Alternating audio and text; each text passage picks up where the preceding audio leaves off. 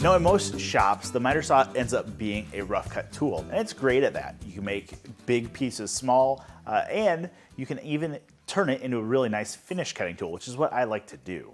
With the addition of a zero clearance insert, a good quality blade, and maybe even a zero clearance fence, you can make really precise cuts that I would argue really rivals the table saw.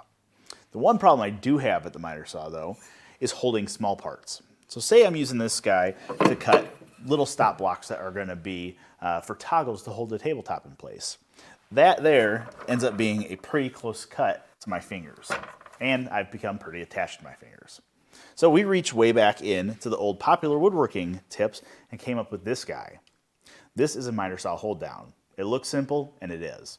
All this is a thin piece of scrap that we cut to length. The length is pretty arbitrary. Really, the only thing we're concerned about is that it's fairly flexible. We drilled a hole and added a screw.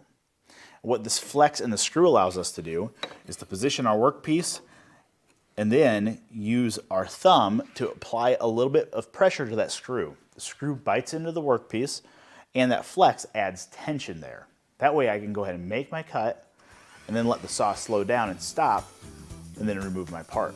And this is a quick way to make a bunch of little parts at once. It's a great way to hold small parts and keep all your fingers.